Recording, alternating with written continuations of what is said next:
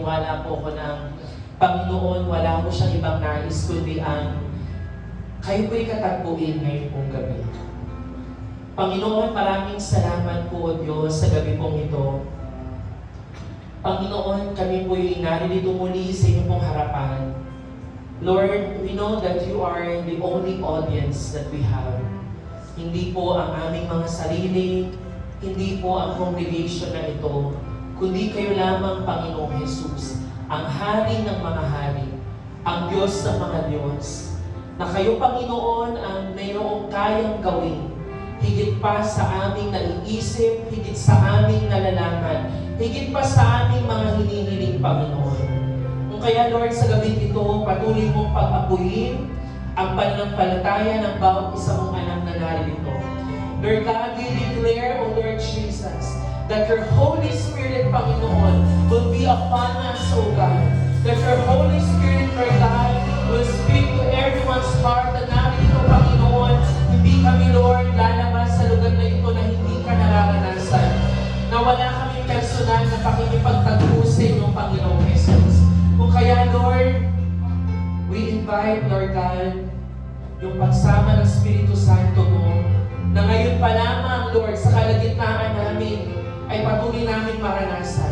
That your Holy Spirit, Lord God, Lord, will cause us to really sing out loud for you. Na kami, Lord, ay may kasiglahang aawin, may kasiglahang sasamba sa inyo, dahil kayo ang Panginoon that you deserve. Panginoon, yung pinakamataas sa pangmulit pagsamba. Salamat po, Panginoon, Lord. Kayo ang Diyos sa maitaas at maluwalhati. Panginoon, wala kami ibang nais, kundi kayo ang malugod, kayo ang maitaas, Panginoon. Ito po ang aming panalangin sa pangalan ni Kristo Jesus. Amen.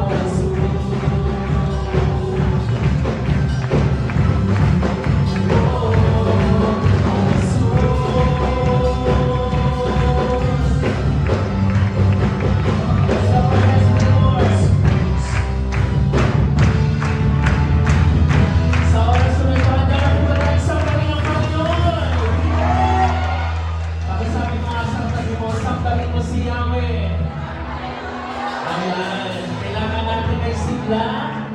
Okay, tingnan mo yung katabi mo kung nakasimangot ba yan o nakangiti ba siya. Ayan. Kasi di ba nagpunta tayo dito para sa Panginoon? Amen po? Kaya para sa Panginoon ito, tayo po ay aawit na may kasigahan. Amen po ba? Sige po. Sambahin ka, O Yahweh.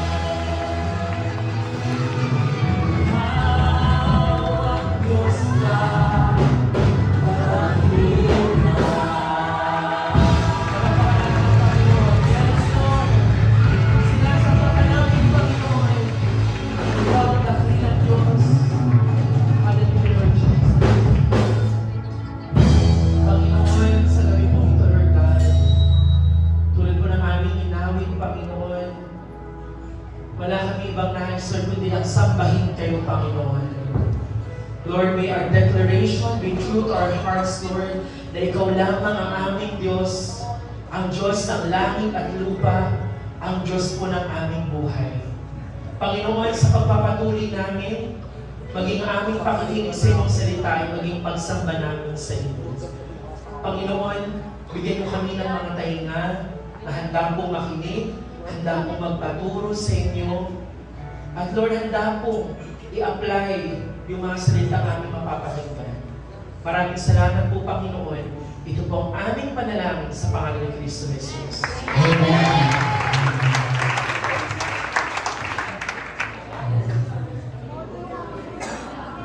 Paano kayo? Tawa kayo ng tao.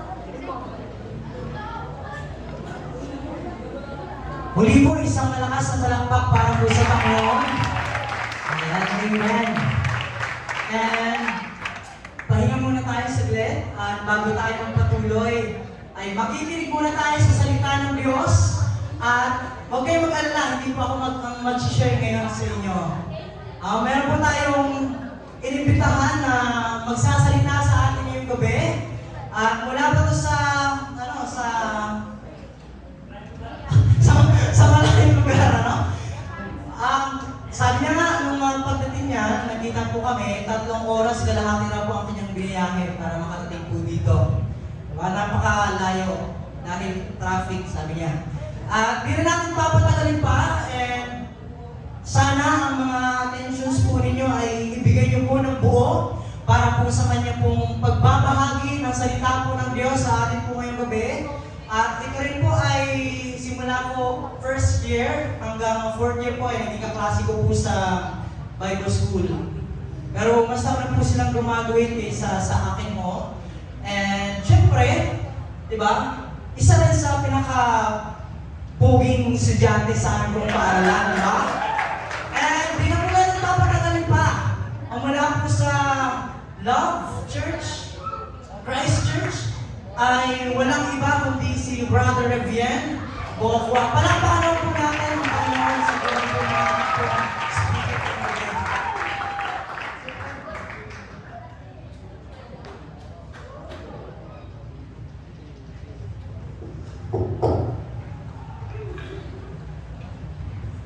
So hello po, magandang gabi po sa ating lahat. So kanina sobrang nabibless tayo sa ating praise na nakikita ko yung kasayahan nating lahat na kumakanta para sa ating Panginoon. So before po ako mag-start, ako po muna yung magpapakilala. Ako po pala si Brother Rev. Kung kanina nasa harapan si Brother Rex, ako po si Brother Rev.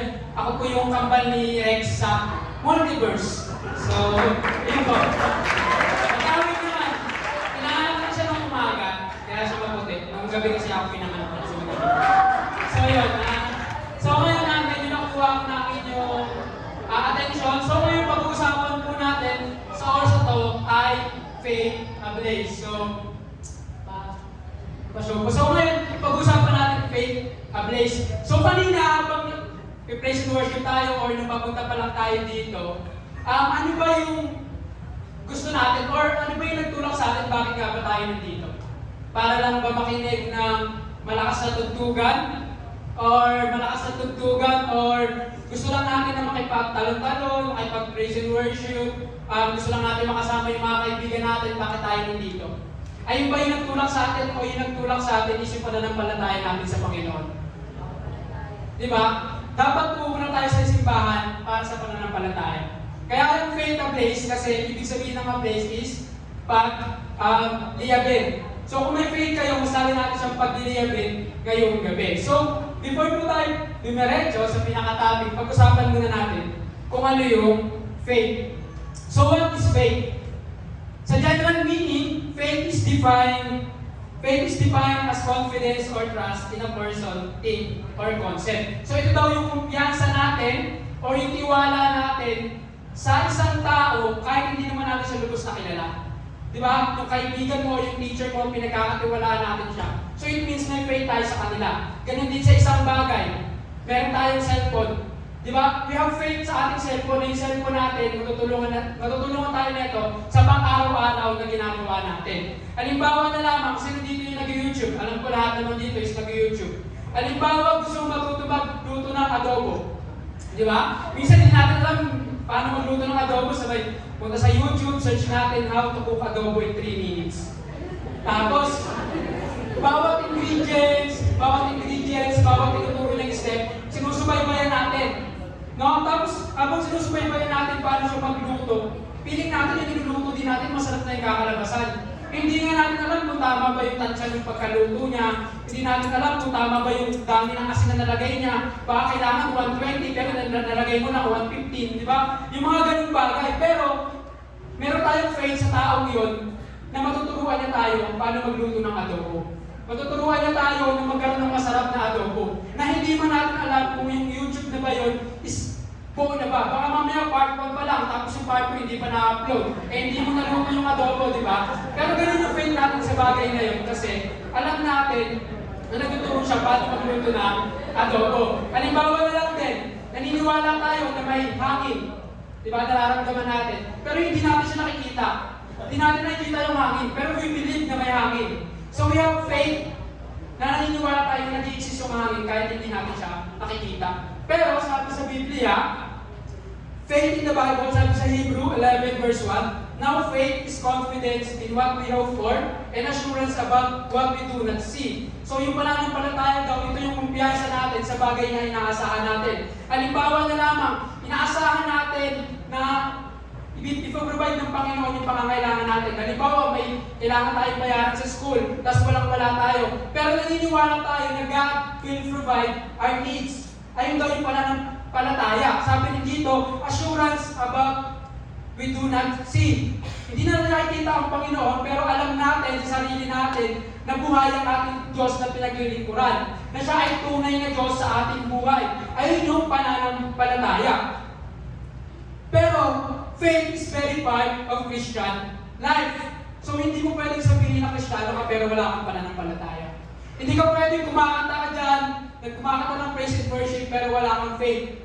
Parang ka lang kumakanta sa hangin. Kasi wala kang pananampalataya dun sa taong kinakantaan mo eh. Para saan ba yung praise mo? Para saan ba yung worship mo? Para sa ating Panginoon. Para sa mayang Diyos. Pero kung wala kang pananampalataya sa Kanya, wala yan. Kahit patalon-talon ka pa dyan, kung wala kang pananampalataya, pinabago mo lang yung sarili mo. We must have faith when we worship the Lord. We must have faith kung mananalangin tayo. Kasi yung faith, yung magpapatunay na totoo yung ginagawa mo.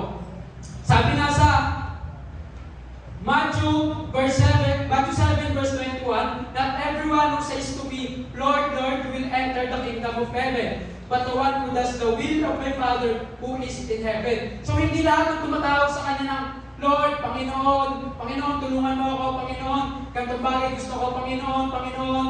Hindi lahat ng nagsasabi sa Kanya ng pangalan niya, totoong naniniwala sa Kanya. Hindi lahat ng nagsasabi ng Panginoon ay makakapasok sa Kanyang kaharian, which is in heaven. Kundi yung mga taong gumagawa ng will ng ating Diyos Ama. Ano ba yung will ng Diyos Ama? Yung malaman natin yung Kanyang salita, ibahagi ang Kanyang salita sa ibang tao. Mamuhay tayo na katulad niya na isinasabuhay yung mga salita ng Panginoon na nakasulat sa Biblia. Sabi din sa Hebrew 11 verse 6, without faith, it is impossible to please Him. For whoever draws near to God must believe that He exists and that He rewards those who seek Him. So, hindi mo mapiplis ang Panginoon kung wala kang pananampalataya. Sabi ko nga kanina, kahit anong kanta mo dyan para sa Panginoon, kung wala ka man lang faith, wala rin sense yung ginagawa mo. Parang sa school, di ba? Kahit mag-aral ka na mag-aral dyan, kung wala namang puso sa yung halimbawa, math. Di ba, nag-aaral tayo ng math, pero kung wala kang puso dun sa math, hindi mo magigets. Hindi mo maintindihan. Walang sense yung math sa'yo kasi wala yung puso mo dun sa math. Ganun din sa Panginoon, kung wala kang faith, wala din sense yung ginagawa mo.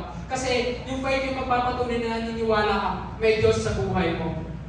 Sabi nga, kuya, saan ba nagagaling yung faith? Nagagaling ba yan sa kaibigan mo? Binibigay ba yan ni Brother Rex or ni Pastor Joseph? O binibigay ba yan ng teacher mo? Hindi. Yung faith, sabi sa Romans 10 verse 17, faith comes from hearing and hearing the Word of God. So hindi yan yung nakukuha mo lang sansan. Ang faith nanggagaling yan sa salita ng Panginoon. Sa naririnig mo, galing sa salita ng Panginoon.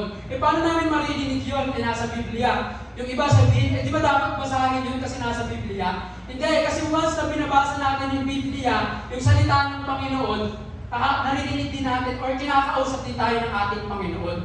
Doon tayo mas pinapaintindi sana ng Panginoon, tinutulungan tayo ng Holy Spirit para maintindihan yung salita niya. At sabi niya, hearing and hearing. Hindi yan yung binuksan mo lang yung Biblia mo isang beses sa isang buwan, isang beses sa isang taon. No, it means dapat araw-araw binabasa, pinapakinggan mo ang salita ng Panginoon. Hindi lang yan kada linggo, hindi lang kada Friday yung revival night. No, everyday dapat binabasa at pinapakinggan mo ang salita ng Panginoon. Kasi everyday is a battleground. Araw-araw, tinatry tayo ng kaaway na mapunta sa kasalanan. Araw-araw tayo tinitest ng kasalanan. Pero by the Word of God, mas kumakapit tayo sa Panginoon, mas naiiwasan natin gumawa ng kasalanan kasi alam natin na yung Diyos na pinaglilingkuran natin, kailangan tama yung ginagawa natin, hindi tayo pwedeng mapunta sa kasalanan. So ngayon, pupunta tayo sa pinaka-topic natin, which is the true faith, the faith of Abraham. Lahat naman po tayo dito ay may faith, right? Nasabi niyo may faith kayo? Or yung iba dito or wala pa? So ngayon, pag-uusapan natin yung totoong pananampalataya. Marami kasi nagsasabi na I have faith in God, I believe in God. Kilala ko ang Diyos, nagpipray nga ako kumakanta nga ako Pero yung totoo, may totoo ka bang pananampalataya sa Panginoon? Yang bang ginagawa mo ay nagpapakita na may totoo kang pananampalataya sa Panginoon? Yang bang ginagawa mo sa oras to, yung iniisip mo sa oras na to, ay nagpapakita na may totoo kang pananampalataya sa Diyos. So ngayon, nagtatangan natin yung history ni Abraham in Genesis 22.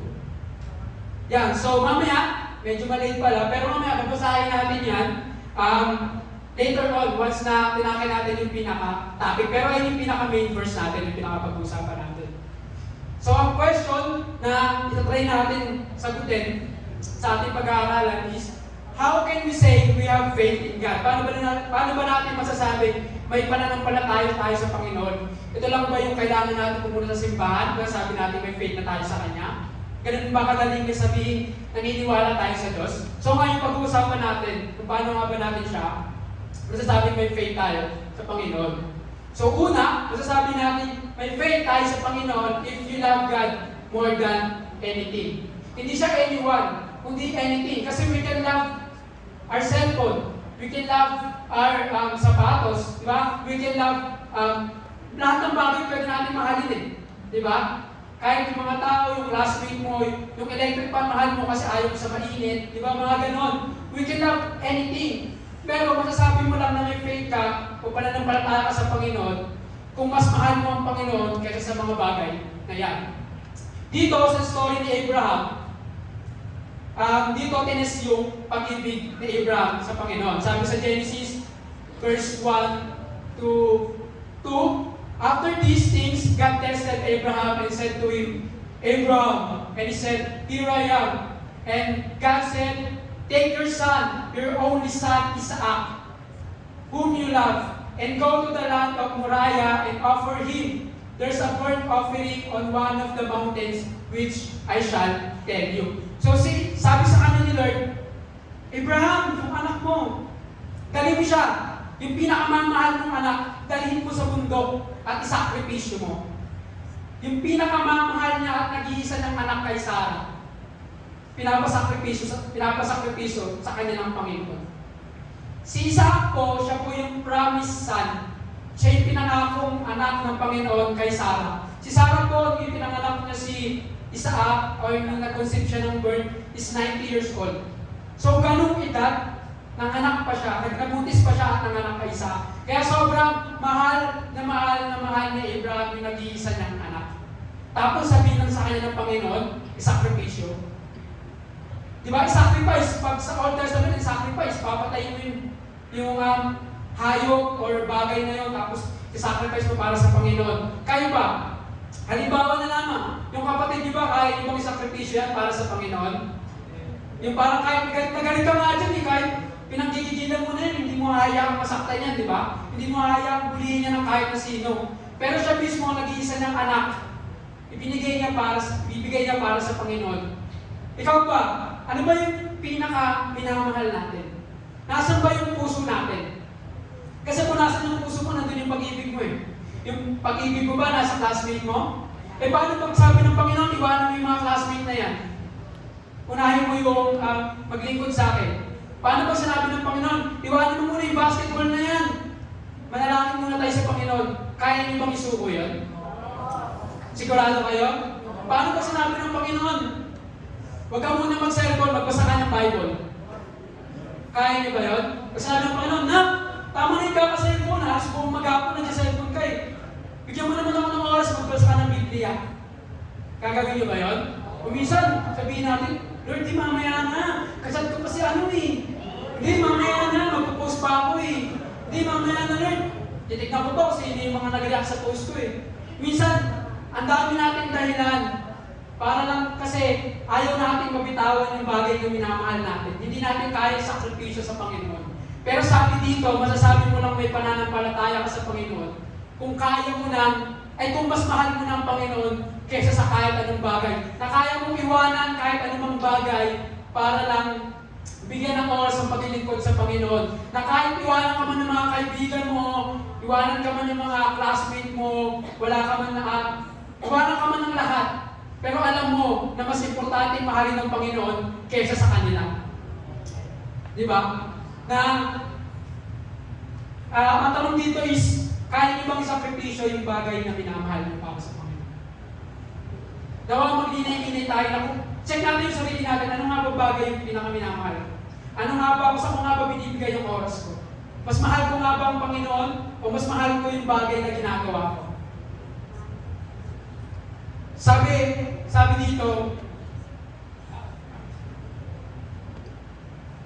dito, God did not want to hurt Isaac. He just wanted to see that Abraham loved God more than his promised and beloved son. Hindi niya naman gusto saktan talaga si Isaac. Hindi na gusto makita nasasaktan din si Abraham. Gusto niya lang malaman at makita na mas mahal ni Abraham ang Panginoon kaysa dun sa nag-iisa niyang anak. Gusto niya lang makita at patunayan na kung totoo bang mas mahal ni Abraham si Lord kaysa kay Isaac. Sabi nga sa John 3:16, for God so loved the world that He gave His one and only Son, that whoever believes in Him shall not perish but have eternal life. Isipin niyo yung Panginoon, yung nag-iisa niyang anak, binigay para sa inyo. Sino ba kayo? Isa lang naman tayo makasalanan. Ako, makasalanan din ako. Pero, yung nag-iisang anak ng Diyos binigay, sa nakripisyo yung buhay, pinako sa cross, naglakad na napakalayo-layo na inahampas sa likod, buhat-buhat yung cross para bayaran yung kasalanan na ginawa mo na hindi naman niya ginawa. Na ikaw mismo yung dahilan ba't niya nagkakasala pero binigay niya yung buhay niya. Yung pinakamamahal niyang anak binigay niya para sa iyo kasi ganun kanya kamahal. Ikaw kaya, yung pinakamamahal mo, kaya mo bang ibigay yun sa tao na nagbigay ng buhay para sa iyo? Sabi naman, masasabi natin na may faith tayo kapag mahal natin ang Panginoon more than anything. Pangalawa naman, you obey God more than anyone. Sino nga po sinusunod mo? Mama mo nga, inutusan ka lang bumili ng sibuyas, galit na galit ka pa eh. Ano ba yun ma? Naglalaro pa ako eh. Ma, layo mo eh. Si ano na lang, hanggang sa nanay mo na lang yung bumili. O kaya minsan ba, sige, huwag na lang tayo bumili, takot na tayo kumain, ayaw mong utusan eh. Di ba? Mismo magulang na natin, hindi natin masunod eh. Yung Diyos kaya natin sundin more than anyone. Pag sinabi ni Lord, nak, manalangin ka muna. Tapos sinabi mo kaibigan mo, uy, maglaro muna tayo ng basketball. Sino susundin mo? Siyempre basketball, kasi masaya dun eh. Doon yung mga kaibigan ko eh. Diba, minsan ganun tayo. Pero masasabi mo lang, may pananampalataya ka sa Panginoon na tunay kang naglilingkod sa Panginoon kung kaya mo na siyang sundin more than anyone. Sabi nga sa Genesis 22, verse 3, so Abraham rose early in the morning and loaded his donkey. He took with him two of his servants and his son. When he had cut enough wood for the burnt offering, he set out for the place of God told him about. Grabe si Abraham. Kakasabi lang sa kanya ng Panginoon nung gabi, sakripisyo mo yung anak ko. Ay, sakripisyo mo yung nag-iisa mong anak, yung pinakamamahal mong anak. Tapos kinabukasan, nag-ready na siya. Di ba parang agad-agad, wala man lang siyang pagdadalawang isip, hindi mo na niya nagtanong sa Panginoon na, Lord, bakit? Hindi mo na siya, bakit kailangan ko gawin niya? Hindi mo na siya nagreklamo, hindi mo na siya, alam mo, hindi niya muna pinag-isipan pa ng gusto na, Lord, pwede next week na lang, pag-iisipan ko muna ngayon dito. Hindi siya ganun. Sinunod niya agad. Kinabukasan, niready niya na agad lahat ng kailangan niya. Kayo ba, pag sinabi ng Panginoon na unahin niyo siya, kaya niyo agad gawin? Pag sinabi ng Panginoon, Nak, manalangin ka. Lord, mamaya na kasi. May ginagawa pa ako eh. O kaya, pagpunta mo dito na, ano tayo, mag-revival tayo. Sabihin mo naman, Lord, may assignment pa ako eh. Lord, may utos pa si mama eh. Lord, kasi may baby time pa ako eh. No? May mga dami pa natin dahilan eh. Na kapag sinabi sa atin ng Panginoon gawin natin, ang dami pa natin dinadahilan. Halimbawa na lamang, sabihin sa'yo, may nakita akong pulubi niyan mayroong ka nakita dyan na kailangan ng tulong. Tapos meron ka na lang 10 piso. Ay, sabi natin 20. Tapos, iniisip mo na, kung naglalakad ka, ano ka pwede bilhin sa 20 na? Paano ba ako, magme-mango shake pa ako, kung meron 20 pesos doon, kung meron, mga ano, diba? Ganyan iniisip na natin. Pero sabi ng Panginoon, na, ibigay mo dun sa nangangailangan. Ibibigay ba agad natin? Baka nagdadahilan pa tayo ng, Lord, ito na lang yung meron ako eh. Lord, paano naman ako? Ako yung mawawalan, Lord. Paano mabibili mo yung shade na tag-20 kung bibigay ko sa kanya to? Diba? Minsan ang dami nating dahilan bago natin sundin ang Panginoon. Minsan, ang dami nating sinasabi bago natin sundin ang Panginoon. Kasi feeling natin na kapag sinunod natin ang Panginoon, mawawalan tayo. Minsan, iniisip natin na kapag sinunod natin ang Panginoon, feeling natin, kawawa tayo. Napiling natin na kapag sinunod natin ng Panginoon, iiwan tayo ng mga tao sa paligid natin. Yung mga tao yan, iiwan ka talaga yan. Pero yung Panginoon, never ka niyang iniwan. Simula ng bata hanggang sa pagtanda mo, hindi ka niyang pinabayaan. Kaya ang tanong, kaya mo bang sundin ng Panginoon? More than anyone? Halimbawa na lamang, kung magbabasa tayo ng Biblia, mababasa natin yung story ni Noah. Kilala niyo naman si Noah. Kung gumawa ng arko, ay kala ko si Moses si Noah, tapos si Noah. Yung si Noah, di ba? Isipin nyo, nung panahon niya, walang ulan. Ang sikat ng araw, tapos sinabi sa kanya ng Panginoon, gumawa ka ng barko, Noah. Kayo ba gagawin niyo yun? Sabihin sa'yo ng mga tao sa'yo, para naman itong gumagawa ng barko, wala namang kaulan-ulan, di nga bumaba dito sa amin eh. Tapos gagawa pa ako ng barko. Pero si Noah, hindi siya, maraming tanong. Ang ginawa niya, sinunod niya agad ng Panginoon. Kasi alam niya na kapag pinagawa ng Panginoon,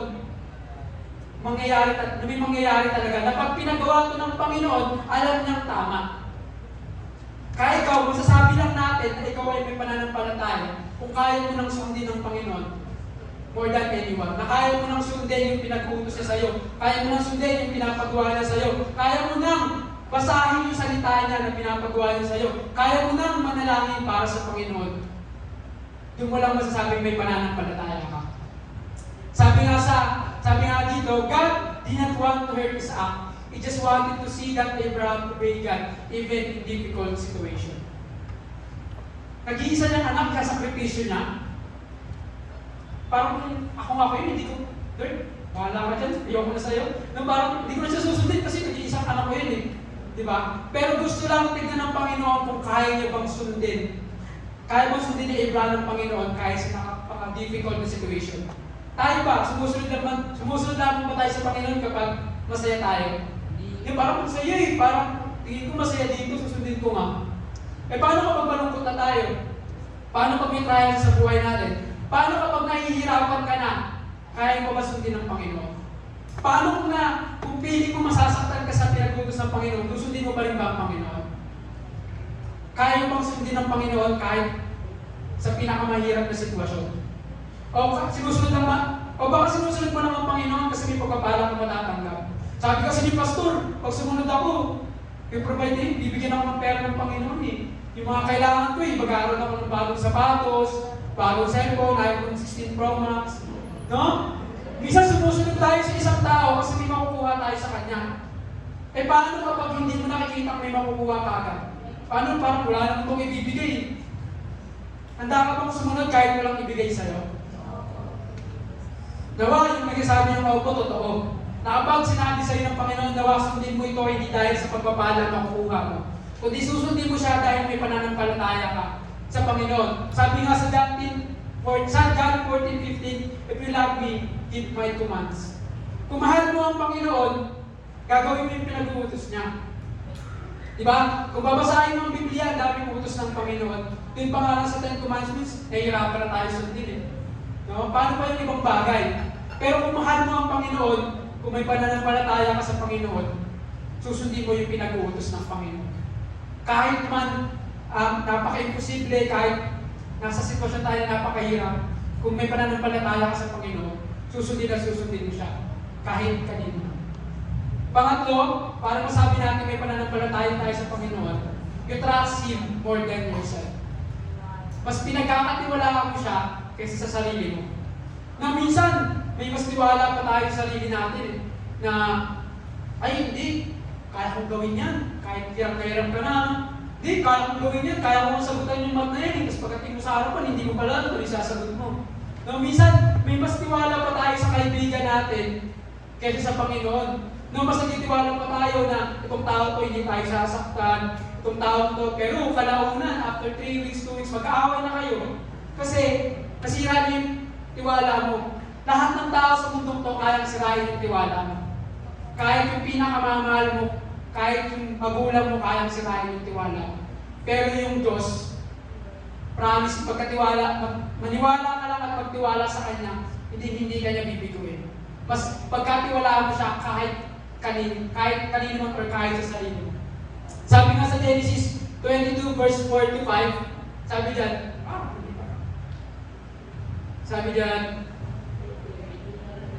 on the third day, Abraham looked up and saw a place in the distance. He said to his servant, stay here with the donkey while I and the boy go over there. We will worship, then we will come back to you. Grabe yung pagtitiwala niya sa Panginoon. Noong una, sinunod niya agad ng Panginoon, isasakripisyo niya. Ngayon, pagpunta na sila sa bundok, nakita na ni Abraham na ito na yung bundok. So sabi niya sa servant niya, maiiwan ka muna dito. Akit muna kami sa bundok. Magpupuri kami sa Panginoon at babalik kami dalawa dito. Kasi sabi niya, we will. No, sabi sa kanya ng Panginoon, sakripisyo mo, tapos naniniwala siyang babalik na dalawa sila. So sino kasama niya kung babalik siya? Diba? Kundi si Isaac lang. Ganun yung katiwala niya sa Panginoon na bababa siya sa bundok na yun, nakasama pa rin yung anak niya. Na kahit sinabi ng Panginoon na isakripisyo niya yung nag-iisa niyang anak, naniniwala siya na hindi siya aalis sa bundok, na nag-iisa siya. Nakasama niya pa rin si Isaac. Nagtitiwala lang siya sa Panginoon. Sabi din sa verse 6 to 8, Abraham answered, God Himself will provide the lamb of the burnt offering my son, and the two of them went on together. Tinatanong siya ni Isaac nakaready na lahat ng kailangan natin. Asan yung isasakripisyo? Pero ang sabi lang ni Abraham, God will provide. Ganun niya pinanghawakan yung salitang yung God will provide. Kahit alam niya sa sarili niya na ang pinapasakripisyo sa kanya, yung nag-iisa niyang anak. Pero ganun yung katiwala niya sa Panginoon na magpo-provide ang Panginoon ng isasakripisyo at hindi si Isaac. Kayo ba? Handa ba kayong magtiwala sa Panginoon na alam natin na kahit nahihirapan tayo sa isang bagay, kahit piling natin wala na tayong matutunguhan, kahit piling natin imposible na mag-success pa tayo sa buhay, patuloy pa tayo magtitiwala sa Panginoon. Marami akong taong nakilala na hindi lang nila makita agad yung pag-asa, hindi lang, nahihirapan lang sila sa buhay, mas pinili nilang mag-doubt sa Panginoon kaysa mag-trust. Na ay, totoo ba ang Diyos? Totoo ba yung Diyos na pinaglilingkuran ko? Buhay pa talaga yung Diyos na pinaglilingkuran ko? Ang dami natin sinasabi na tanong sa Panginoon, imbis na magtiwala tayo sa Panginoon. Ang pinaka-nakakalungkot, nagtitiwala pa tayo sa pinapanood natin sa YouTube nagtuturo pagluto ng adobo, kaysa magtiwala din sa taong nagbibigay sa atin ng pagkain sa araw-araw. Di ba? Mas nagtitiwala pa tayo kay Kuya Rex kaysa sa Panginoon. Kasi Kuya Rex, hindi naman niya ibibigay yung pang-araw-araw na pagkain sa bahay. Hindi naman niya ikaw bibigyan ng hininga sa araw-araw. kundi yung Diyos yung nagbibigay sa'yo. Ba't hindi ka magtiwala sa Panginoon? Bakit hindi mo simulan magtiwala ngayon sa Panginoon? Kung marami kang tanong ngayon, isang tabi mo lang yan, magtiwala ka sa Panginoon, manampalataya ka sa Kanya, at maniwala ka na may plano sa buhay mo. Sabi dito, God didn't want to hurt Isaac. He just wanted to see that Abraham trusted God wholeheartedly. Hindi lang 50-50 na parang nananalangin ka. Lord, alam ko, i-provide mo yung pangangailangan ko kasi may pangangailangan ako. Tapos pagkatapos mo manalangin, kanino kaya ako mangungutang? Ay, lalapit kaya ako sa Bombay. Ay, lalapit kaya ako sa tindahan na to. Hindi ganon. Once you trust God, dapat wholeheartedly. Dapat na maniniwala ka sa Kanya nang walang pag-aalinlangan na hindi mo naisipin agad yung kasunod. Di ba? Kapag nagtitiwala tayo, kampante tayo eh. Pag naglalakad tayo dyan sa tutlo, di ba? Minsan, tiwala tayo, hindi naman tayo gagalawin yung mga tao dito eh. Kasi ganun ka katiwala. Ganun din dapat sa Panginoon. Na hindi ito yung Diyos na pinaglilingkuran ko eh. God will provide everything that I need. Na ang tutulungan ako ng Panginoon, nabibigyan niya ako ng pagmamahal na hinahanap ko. Katapos, hindi ka naman problema, kampante ka na hindi. Totoo yung Diyos na pinaglilingkuran ko eh, tiwala ako dito. Ganun dapat yung tiwala natin sa Panginoon. Sabi nga sa Psalms 37 verse 6, commit your way to the Lord, trust in Him, and He will do this. He will make your righteous reward shine like the dawn, your vindication like this noonday sun. Sabi, i-commit mo daw sa Panginoon yung daan. Yung dinadaanan mo, ibigay mo sa Panginoon. Maniwala ka sa Kanya. At bibigyan ka niya ng reward. His righteous reward shine upon you. Kailangan mo lang magtiwala. Kailangan mo lang magtiwala para makita yung pagpapalang ibibigay sa'yo ng Panginoon. Paano ka maniniwalang pagpapalain ka ng Panginoon? Hindi mo nga siya pinagkakatiwalaan na may ibibigay siya sa'yo eh. No? Minsan nga, nagtitiwala pa tayo dun siya nagsasabi sa atin na susungkatin yung buwan para sa'yo eh. Di ba? Eh, hindi niya naman kaya sungkitin yun, pero naniniwala ka pa. Nagtitiwala ka pa sa Kanya. Eh, siya bang tapos sa Diyos, hindi ka naniniwala na siyang nagbigay buhay, nagbigay ng kanyang buhay para sa iyo. Kaya ngayon kapatid, magtiwala ka sa Panginoon more than sa sarili mo. Mas magtiwala ka sa Panginoon kaysa sa mga tao sa paligid mo.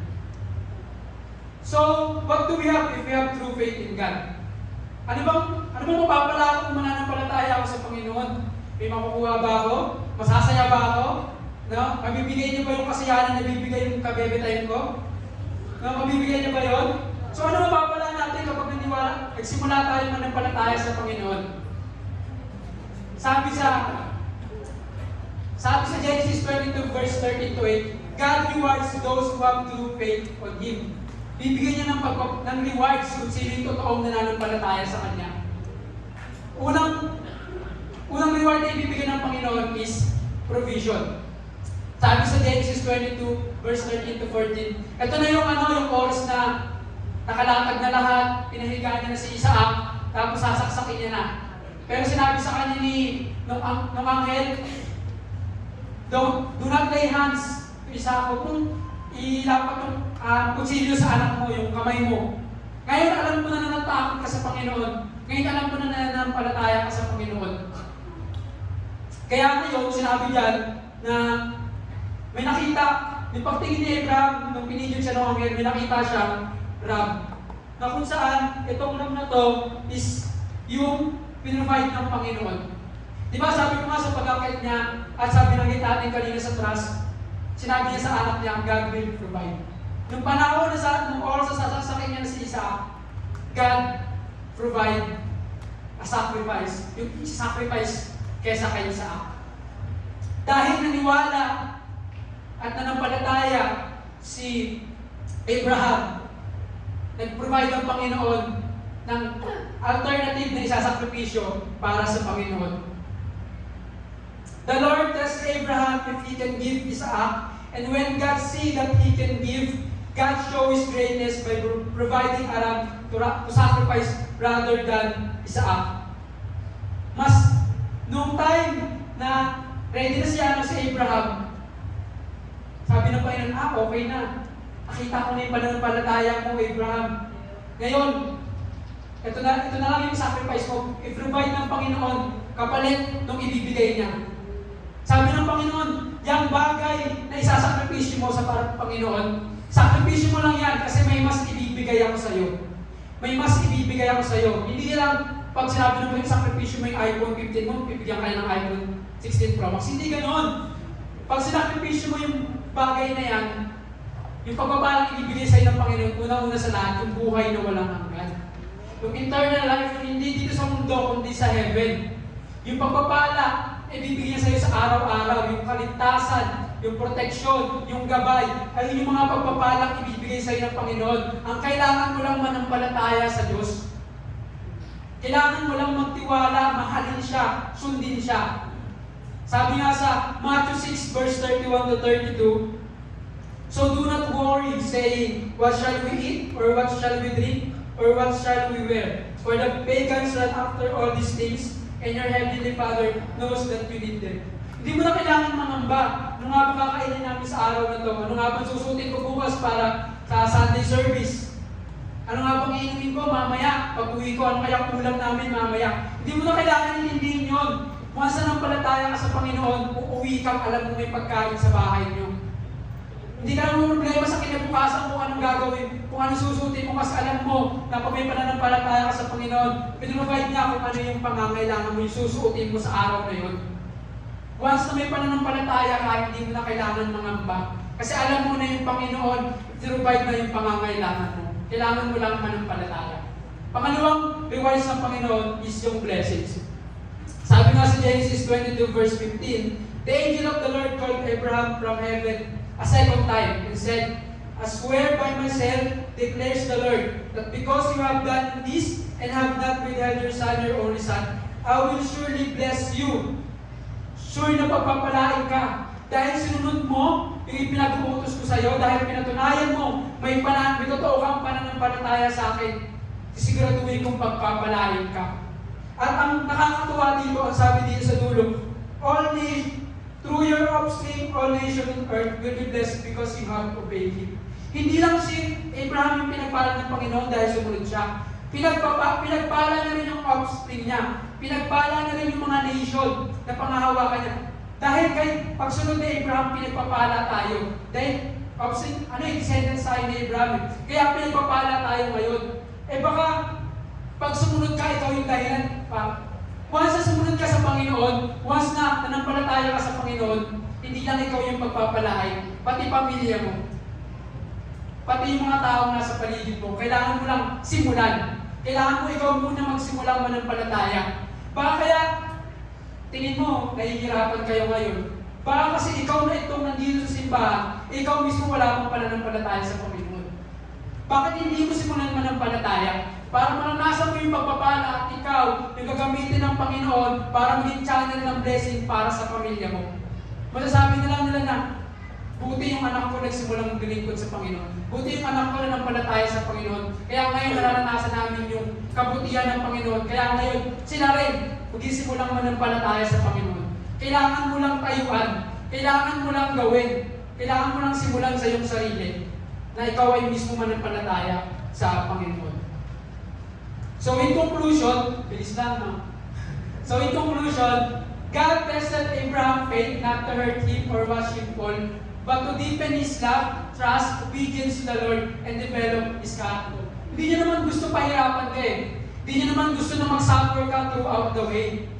Gusto lang ng Panginoon na makita na mas mahal mo siya kaysa sa kahit anong bagay. Na mas susundin mo yung pinag-uutos na kaysa sa kahit anong bagay. Na mas magtitiwala ka sa Kanya kahit kanino, kahit kanino man. Na mas uunahin mo siya kaysa sa kahit anong bagay. Gusto lang din ng Panginoon na i-develop yung character mo. Bakit kasi darating sa punto na matitest yung pananampalataya mo. Darating sa punto na yung faith mo, maaalog yan, masashakin yan. Na darating yung punto na nahihirapan ka, darating yung punto na nasasaktan ka, pero dito masusubukan at dito makikita kung totoo ka nga bang may pananampalataya sa Panginoon. Sa panahong naguguluhan ka, sa panahong nalilito ka kung may pag-asa ba, so kung nalilito ka kung ano ba dapat gagawin mo, dito masusubukan kung may pananampalataya ka ba talaga sa Panginoon. Kung naniniwala kang may plano ang Panginoon sa buhay mo, na naniniwala ka na yung Diyos na pinaglilingkuran mo ay buhay at hindi kanya papabayaan sa buhay na nilalakaran mo. God refines and strengthens us through difficult times and circumstances. Sabi nga ng iba sa Facebook, Lord, ako na naman ba yung best warrior mo ngayong taon? Kasi piling ko marami na naman ang pagdadaanan ngayong taon eh. Best warrior na ako nung nakaraan eh. Minsan, sarcastic siya pakinggan kasi piling natin, Lord, tama na. Pinapagod mo, dahil yung pinagdadaanan eh. Pinapagod mo ako masyado eh. Parang ganun yung datay. Pero nakakalimutan natin na nire-refine tayo ng Panginoon, nililinis tayo ng Panginoon, ni-strengthen tayo ng Panginoon, na kapag dumaan tayo sa trial, sa pinakamahirap na sitwasyon ng buhay natin, hindi tayo susuko. Hindi tayo basta bibitaw. Hindi tayo basta ayok. Hindi tayo basta mag-quit na lang. Gusto ng Panginoon na maging malakas tayo na parang pagdating ng paghihirap, hindi tayo basta bibitaw, kundi lalaban lang tayo. Kasi alam natin, kasama natin yung Diyos na buhay.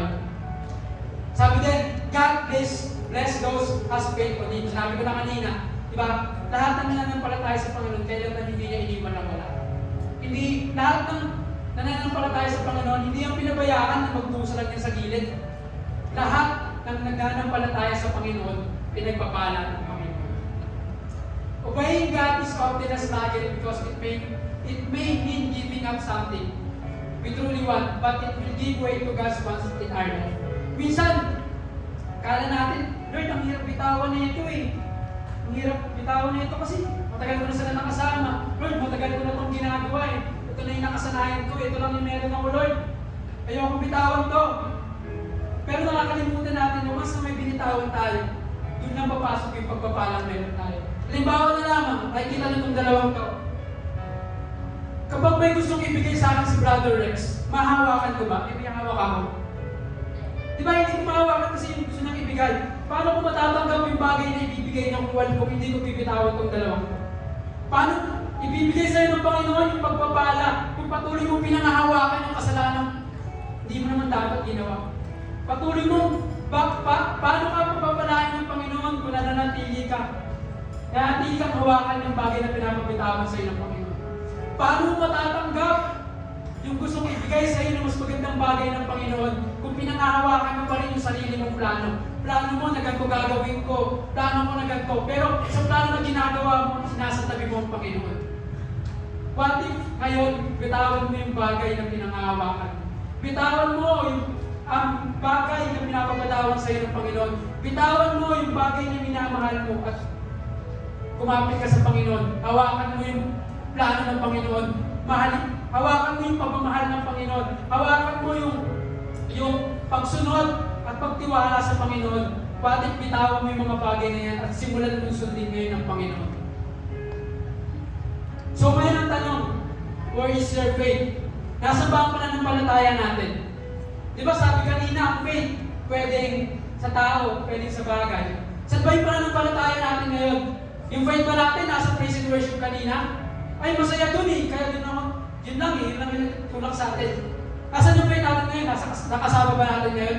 Eh paano pag yung kasama mo ngayon, hindi sumama sa'yo next week? Pupunta ka pa ba dito? Paano yung kasama mo sa Bible study? Biglang huminto, ikaw ba patuloy na magbabasa ng salita ng Panginoon, mag-aaral? Nasaan ang pananampalataya natin ngayon? Nasaan yung pananampalataya mo? O ang tanong, may pananampalataya ka nga ba talaga sa Panginoon? May true faith ka nga ba talaga sa Panginoon? O sadyang lumalapit tayo sa Panginoon kasi may pangangailangan tayo. Naniniwala tayo sa Panginoon kasi gusto lang natin pengin noon. Kasi may mga bagay tayong gustong gawin. Kasi masaya lang ngayon eh, pero next week malungkot ako. Wala na yung faith ko. Hindi na ako mananampalataya sa Panginoon. Nasaan yung pananampalataya natin sa Panginoon? Kung ikaw wala ka bang pananampalataya ngayon, kapatid, hindi pa uli ang lahat. Hindi ba, pag sinabi wala kang pananampalataya, doon na lang, hindi. Huwag mo hayaan na wala kang pananampalataya. Lumapit ka sa Panginoon. Lumuhod ka sa Panginoon. Subo mo yung buhay mo, i-repent mo yung kasalanan mo. At magsimula kang mamuhay na ayon sa Panginoon. Simulan mong tanggapin yung Diyos sa buhay mo. Simulan mong mahalin ang Panginoon. Simulan mong i-obey at magtiwala sa Panginoon. Kapatid, hindi pa uli ang lahat. Huwag mong hintayin na dumating ang Panginoon Tapos tatanungin niya, sino ka? Di kita kilala. Gusto niyo ba yun at pag dumating ang Panginoon, ganun sasabihin sa inyo? Kasi wala kayong pananampalataya. Kaya sana, sa oras na to, magsimula tayo mananampalataya sa Panginoon. At kung ikaw ay may pananampalataya na, pero yung pananampalataya mo ay pawala-wala, o yung pananampalataya mo ay naaayon na kung ano yung kagustuhan mo, o yung pananampalataya mo paubos na at hindi na nagliliyab. Try mo, gawin mo, pag-alabin mo ulit yung faith mo. Magbasa ka ng salita ng Panginoon. Hindi mga leader mo yung magpapalakas ng faith mo. Ikaw ang magiging dahilan para lumakas ang faith mo. Kung manalangin ka sa Panginoon, magkaroon ka ng deepest relationship sa Panginoon na ikaw at ang Diyos para kayong mag-ama na lahat iniiyak mo sa Kanya na kahit anong mangyaring hirap, pinagkakatiwalaan mo siya. Simula kang basa ng Biblia. Unti-unti, hindi naman kailangan basahin mo agad yung Genesis hanggang Revelation. Pero simulan mo. Sumama ka sa mga Bible study, umatin ka ng mga service. Kahit medyo tinatamad ka, gawin mo. Kasi ito yung way para pagliyabin yung pananampalataya natin. Kaya ngayon kapatid, sana ngayon, medyo tinatanong natin kung nasaan yung pananampalataya. Sana sa susunod, masasabi na natin na yung pananampalataya ko ay nasa Diyos at yung pananampalataya ko ay totoo at nag-aalam para sa Panginoon. So, ang challenge sa atin, ngayon, alam na natin kung ano yung, kung may pananampalataya tayo o wala. Now, we have a choice. It's either you complain, disobey God, and choose your own path. May choice ka kasi bigyan tayo ng freeway ng Panginoon. Gusto mo na yung sarili mo, ikaw bahala. Nasa sayo yan. Ikaw ang nakakaalam kung saan patungo yung ginagawa mo. Alam ko, hindi naman tayo ganun kabata para hindi natin alam kung saan tayo mapupunta kapag wala tayo sa Panginoon. Pero may choice ka. Is either sundin mo yung sarili mo o you will have true faith in the Lord and see His greater plan for us.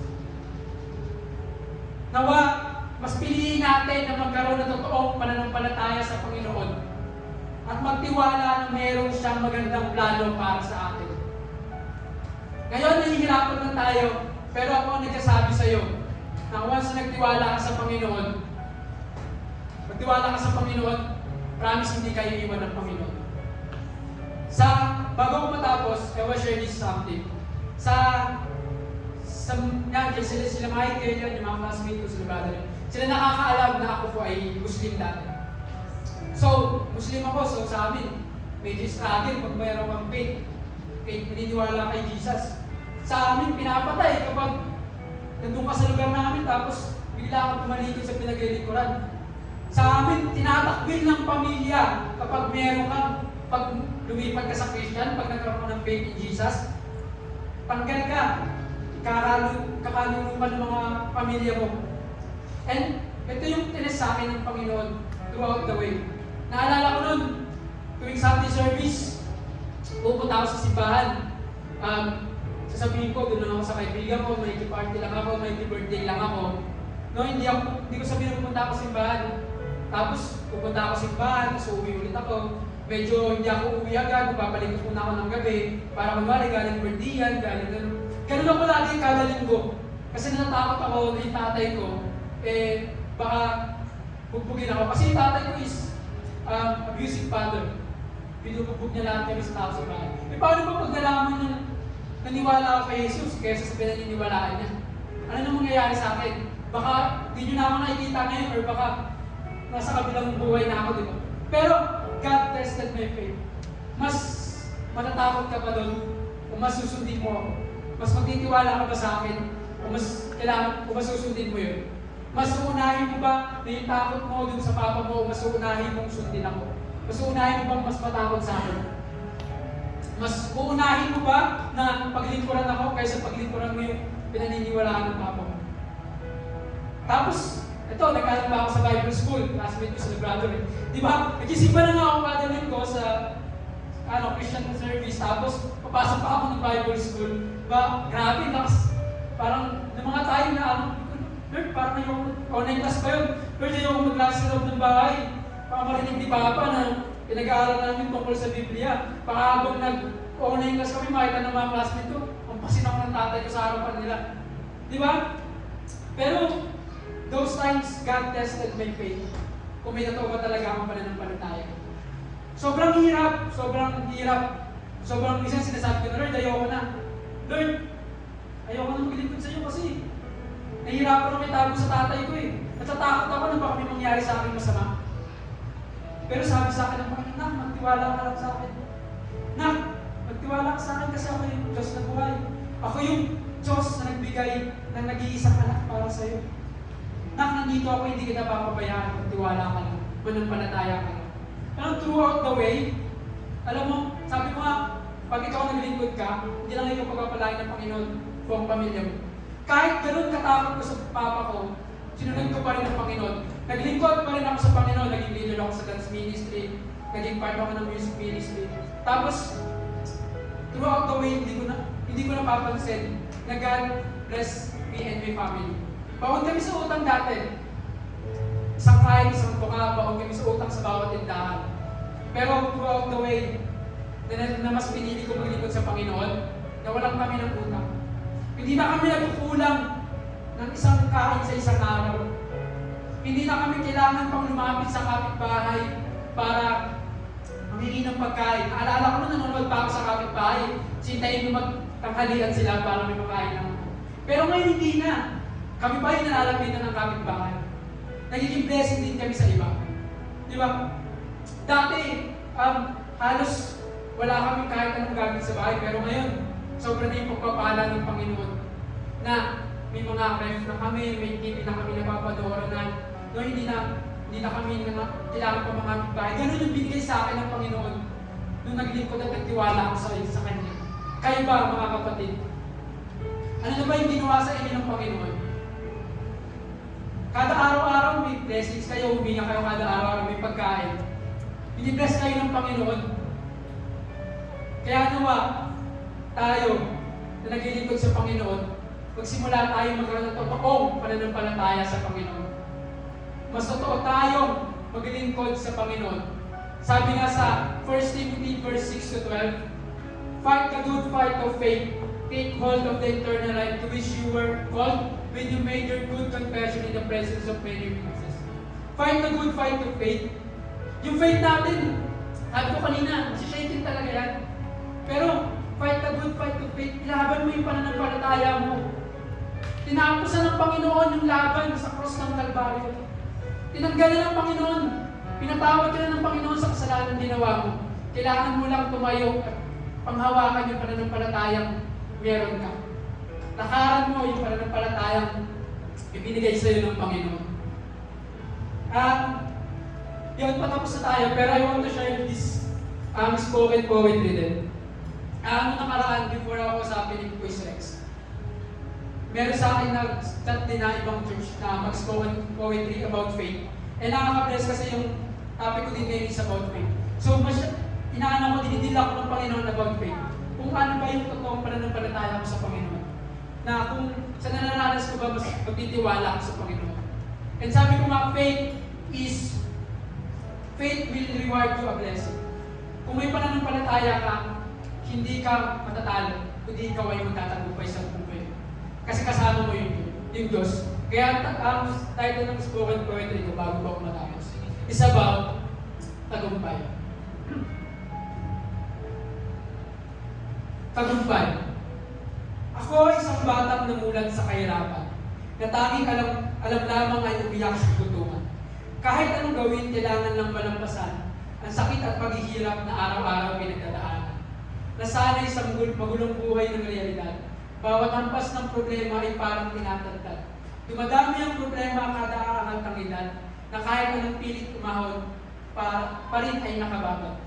Totoo nga ba ang tagumpay? Kung ang problema ay walang humpay, na halos lahat ay ginagawa para lang umalalay, para lang maranasan ng tagumpay ay maikampay. Sa murang edad din ang aking katanungan, isang tanong na bumabalot sa aking isipan. Aasa pa ba na may magandang pangpang na matutuluyan o patuloy pa rin mamamangka sa buhay ng kahirapan? Bagamat patuloy pa rin sa pag-abot ng hangarin, papasok sa paaralan na may dalang pasanin, Nangangarap na ang buhay ay giginhawagin, kaya nagpapatuloy kahit problema ay pilit dinidigin. Ngunit sinampal bigla ng realidad na kahit anong sipag, ramdam na kinakapos pa rin. Magsunog man ng kilay, kakagawa ng gawain, medyo malayo pa din ang kakaharapin. Totoo nga ba na ang Diyos ay buhay? Kung ganito ang nararanasan sa aking buhay, sumusuntok lang ba ako sa hangin ng walang humpay? O sa dulo, may magandang buhay na ibibigay? Ano nga ba ang susi sa tagumpay ng aking patutunguhan? Sadya bang nakasarado ang pinto dahil wala akong kakayahan?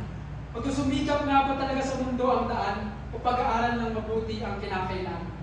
Hanggang sa hindi ko nakayanan, magulgol sa kwarto na ang isip ay naguguluhan, na ang tanging nagawa ko na lamang ay lumuhod at tumawag sa kanyang kabutihan. Panginoon, ako'y lubos na nangihirapan. Gusto ko na lamang ay kapayapaan. Kapayapaan sa puso't isipan. Kapayapaan sa hirap na pinagdadaanan. Kapayapaan sa kahirapan. Kapayapaan sa aming munting tahanan. Ako nga ba ay patuloy na sa hirap ay aalilain? O may maganda ang plano para sa akin? Alam ko na nga ba ang tunay na susi? O sadyang nakalimutan ko sa iyo, dapat ang papurin. Hindi ko akalain na pagkatapos ng pag-iyak ko, ako ay nakatulog ng mahimbing. Nagising sa umaga na gumaan ang damdamin at wala ni isang hinain. At bigla ko napagtanto na sa aking pag-iyak at paglapit sa Diyos Ama, ang siyang magbibigay daan para magkaroon ng malaking pag-asa. Pag-asa na makakaahon sa kahirapan. Pag-asa na malalagpasan din ang bawat problemang nakasanayan. Pag-asa na maaabot ang tagumpay na pinanghahawakan. Pag-asa na ang tagumpay ay sa Diyos ko lang makakaptan. Pinulat ako ng Diyos sa masatoong adhikain. Sa mundo ay walang magandang papalain, na kahit anong solusyon ay hindi makakarating kung uunawain, dahil hindi sa mundo makikita ang totoong susi para matagumpay ay maiyain.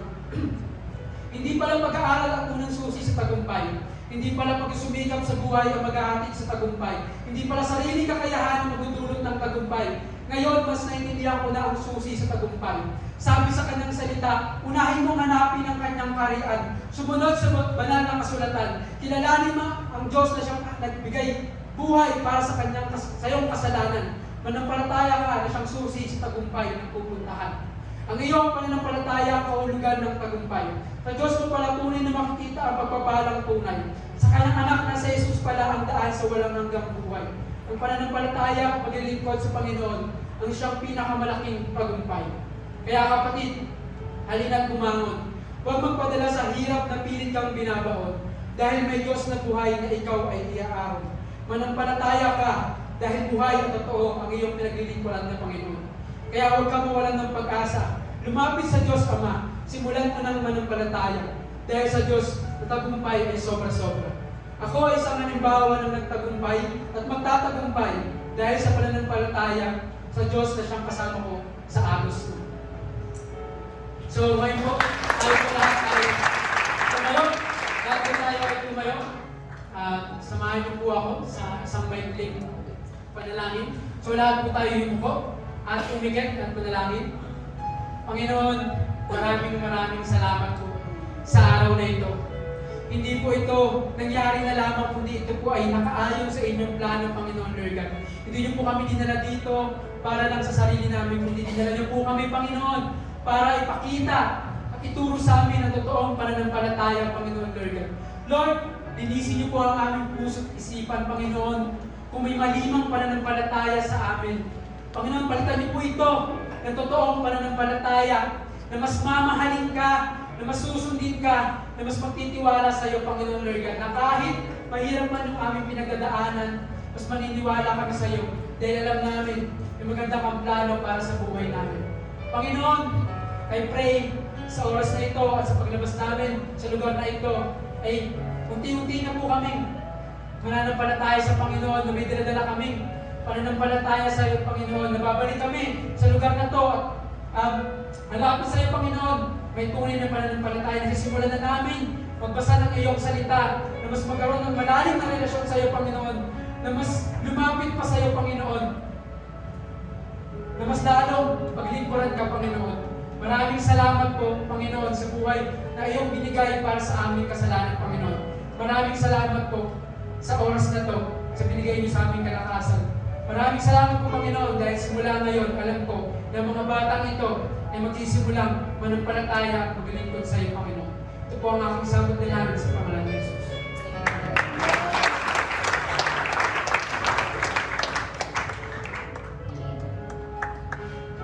Amen. Amen.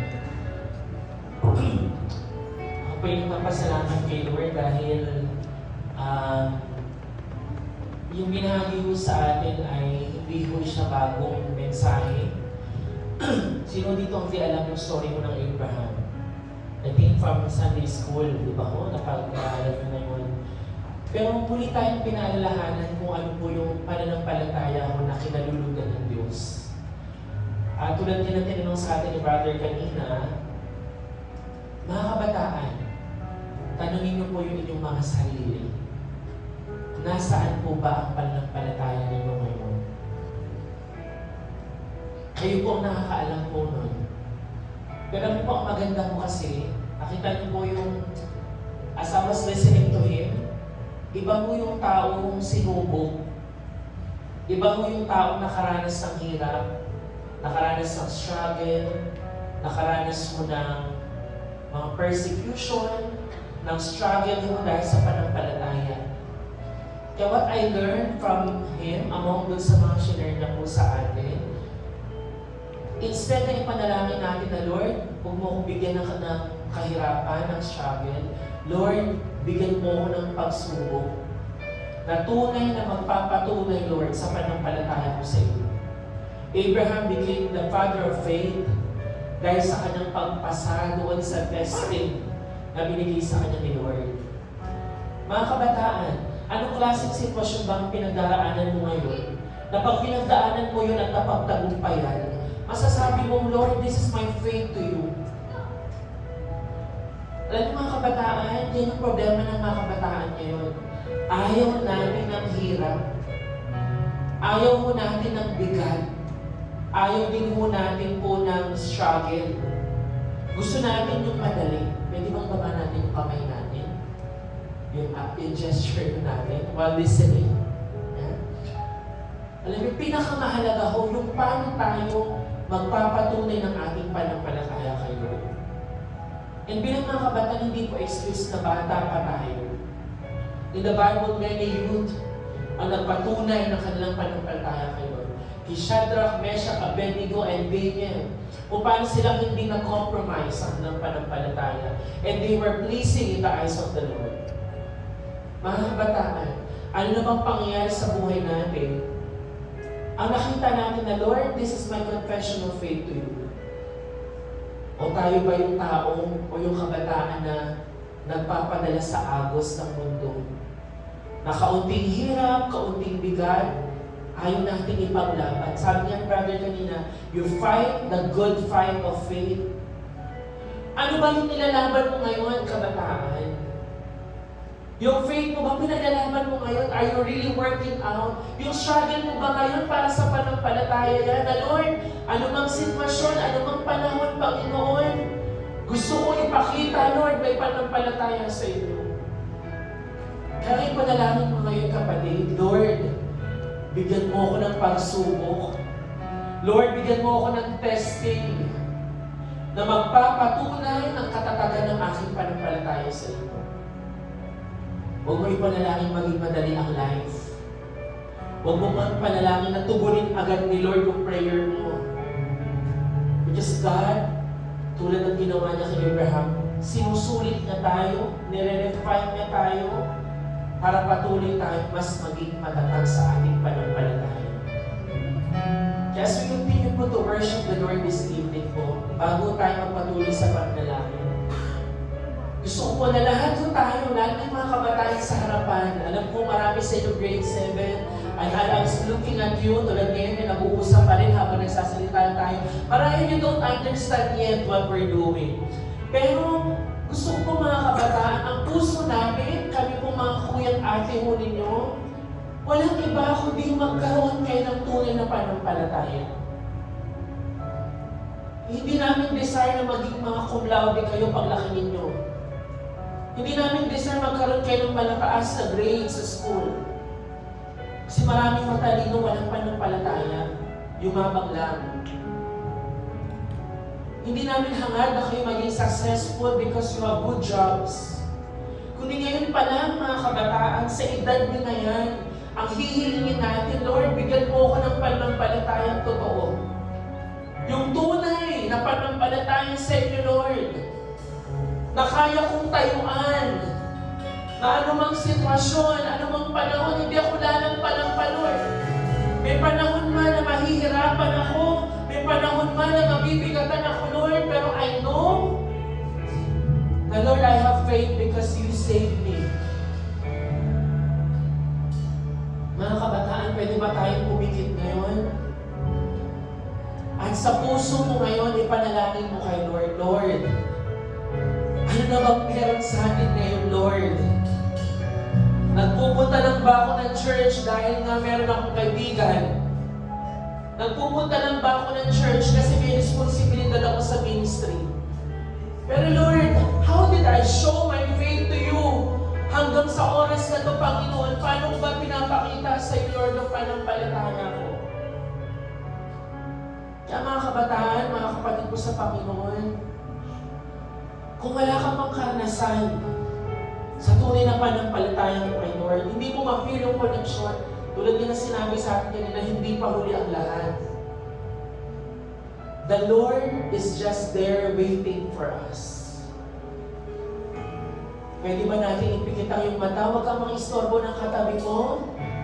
Mag-focus ka ngayon sa Panginoon. Huwag mong sayangin itong oras sa pumupunta ka every Friday. Pwede ba natin sabay-sabay kahilingin kay Lord, Lord, give me faith, Panginoon. Tunay, Lord, magkaroon ako ng panampalataya sa iyo. Lord, hindi ako magpapalit lang na dahil nasa church ako, may faith ako, Lord. Na dahil nasa ministry ako, may faith ako sa iyo, Lord. Na dahil busy ako sa church, may faith ako. Kundi sa anumang sitwasyon, anumang panahon, tulungan mo ako, Panginoon, to really show my faith to you. Sabay-sabay natin manalangin sa Panginoon. Lord, salamat po. Sa mga kabataan, you confess to the Lord, Lord,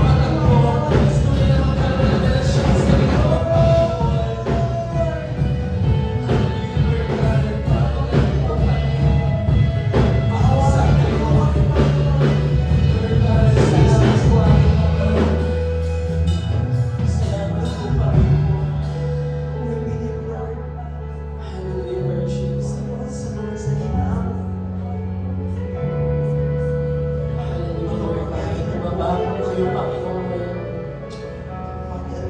sa puso ng bawat isang kabataan na narito, Panginoon. Lord God, katagpuin mo po sila. Lord, hindi hadlang yung kabataan. Hindi, Lord, at the young age, Panginoon, wala kami ibang panalangin. Hindi, Panginoon, tunay nila kayong makilala, Panginoon, Jesus. Lord, wala kami ibang hilingin, hindi anumang material na bagay, hindi, Panginoon, ang anumang bagay, hindi ang sinuman, hindi ang sarili namin comfort, Panginoon, hindi yung ating sariling satisfaction, kundi, Panginoon, tunay na nilang katagpuin, hilingin, naisin sa kanilang mga puso, Panginoon. Hallelujah, Lord God.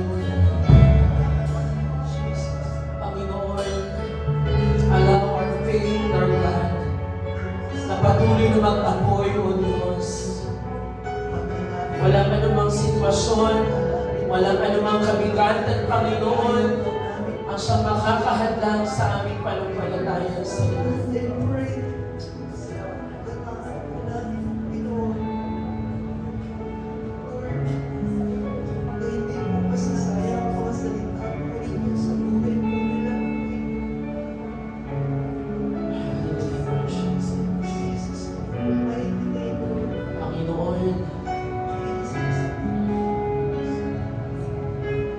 Panginoon, basta po kayo, Panginoon, sa bawat isang kabataan. Inaamin po namin na wala po kami kakayanan na magbago na ng buhay na but Lord, I believe and I have faith, Lord, sa pamamagitan ng Holy Spirit Santo. Can I request our college students and our older youth, can you stand po dito sa side ng mga grade 7 because they cannot really focus. They're distracted and becoming a distraction to others. Can you stand beside them? And maghiwalay na lang sila. Because they've been laughing and laughing kanina pa. This too also. We're not playing here, mga kabataan. Hindi tayo naglalaro dito. Kung tingin nyo naglalaro pa rin tayo, naiintindihan ni Lord yun. Pero si Lord gusto na kayong katagpuin. Gusto na kayong ma-meet.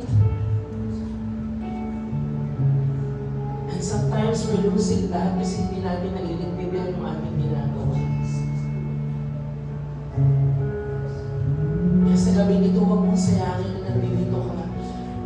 Alam mo bang mahal ka ng Diyos? God gave His one and only Son for you. Binigay ni Lord ang kaisa-isa niyang anak para sa iyo. Ganun ka niya kamahal. At yung pananampalatayang nais mong tanggapin, galing doon sa katotohanan na yun, that our Father in Heaven loves us so much, na ibinigay niya yung kanyang kaisa-isang anak para sa iyo. Isipin mo lang yun, kabataan. Lord, patuloy kayong mangusap. Lord, patuloy mo i-remind sa amin how much you love us, Lord. Panginoon, na yung faith namin, it's not about what we do. It's not about our own goodness, Lord. It's not about our own righteousness. But it's about what you have done for us, Lord Jesus. Kung anong ginawa mo po sa amin, Panginoong Jesus.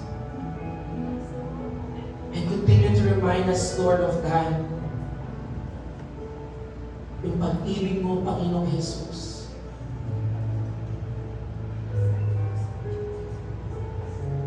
Hallelujah, Lord Jesus. Mangusap po kayo.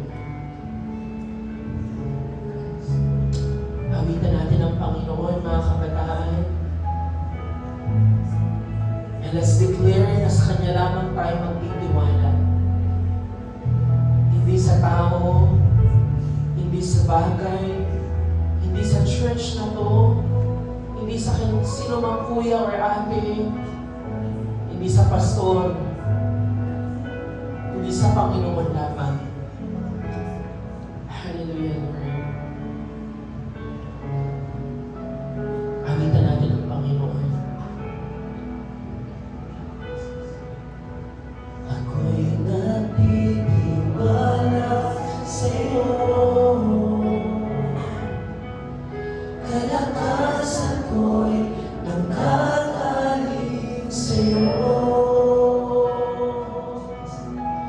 Ako'y nagtitiwala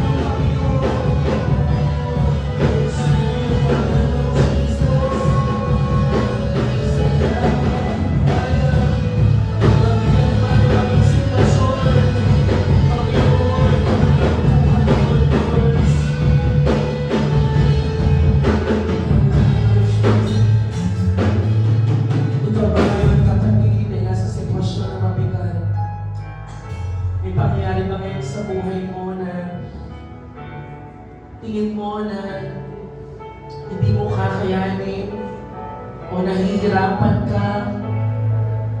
Ngunit tulad ng ating inaamit ngayon, maging totoo sa atin na anumang panahon, mabigat man maging sitwasyon, ikaw lamang, Panginoon, ang aming sandigan.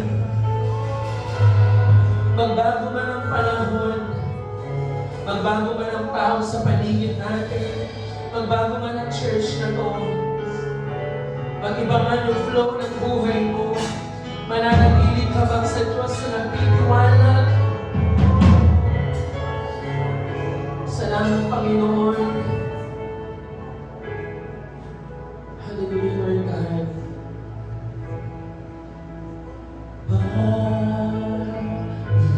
Pag-ibig mo ay sapat, awa mo'y para sa lahat.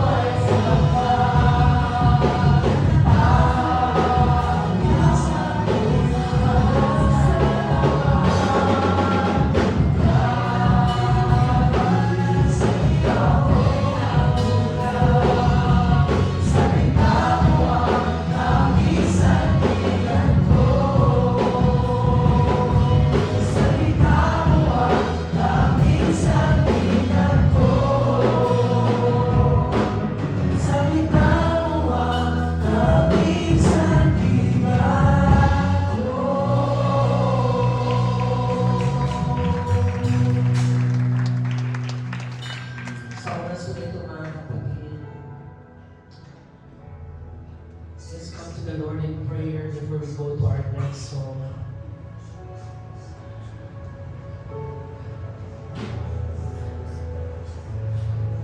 The Lord just gave me this heart for everyone ngayong gabi. Na sa oras na ito,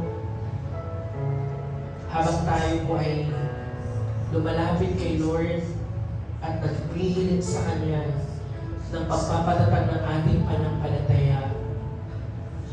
Sa oras na ito, ipanalangin po natin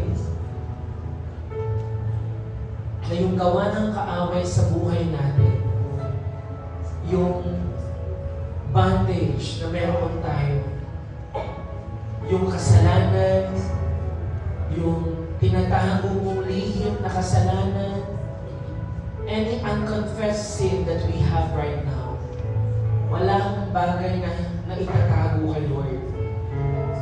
Yung mga pain mo or wounds mo in the past, yung disappointments mo, o marahil you were abused, physically, mentally, or even spiritually, naniniwala po ako na ang Panginoon, He is our God, our healer. He can restore all of us. Walang imposible sa Kanya. Kung ikaw yung nangangailangan nun ngayon, kapatid, sa puso mo or through your mouth, why don't you confess to the Lord, by the blood of Jesus Christ, I resist and I break any chains, any bondages, anumang pagkakagapos na meron ako ngayon, na nakakahadlang para ako'y mas lumapit sa iyo, Panginoon. Lumapit po tayo sa Panginoon na may kakayahan gawin yun, hindi sa tao, hindi sa ating sarili, hindi yung anumang ginagawa natin, but only by the blood of Jesus. Sa oras na ito, tayo po'y manalangin sa Panginoon.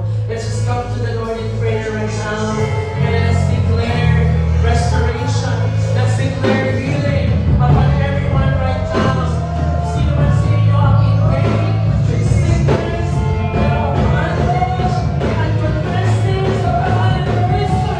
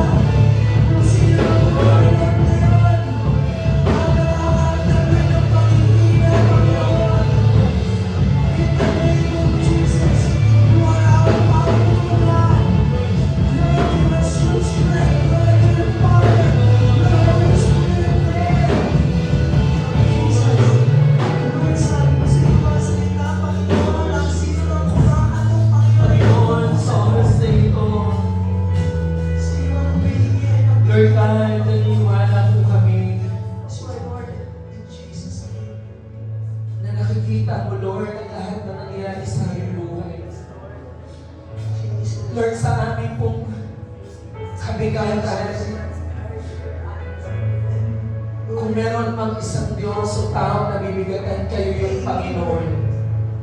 Kung may nasasaktan man, Panginoon, kayo yun, Panginoon. That every time we have this pain in our hearts, Lord, we know that you're also in pain, Panginoon. Na Lord, salamat dahil pinapaalala mo sa amin na kayo ang Diyos na kasama namin. Lord, we look up to you about isang youth na nandito, Lord God. Lord, sa kabila ng kanilang mga environment, Lord God, where they grew up, Lord, marami sa kanila yung mga broken and families, Lord. Marami sa kanila, Lord God, have been victim of physical abuse. Marami sa kanila, Lord God, grew up with no parents. Marami sa kanila, Lord God, grew up, Lord, na mula sa kahirapan. Panginoon, marami sa kanila, marahil may mga sakit at disappointment sa magulang nila. Hindi nakaranas ng pag-ibig ng magulang. Hindi nakaranas ng care from their parents. But we know, Lord God, na Panginoong Jesus, you care for them. And that you love them so much, Panginoon.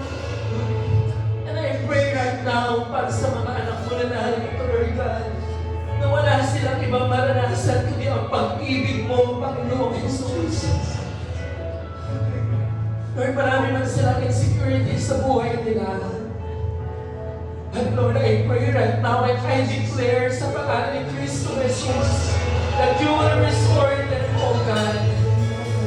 Lord, that they will not be shaken, Panginoong Jesus. Sa kabila ng background na meron sila, but Lord, any words of the enemy, any deceit of the enemy, palit lang ng kaaway sa kanila, Lord. Na sila'y pangit, na sila'y bobo, na wala silang kakayahan. Panginoon, wasakin mo ito.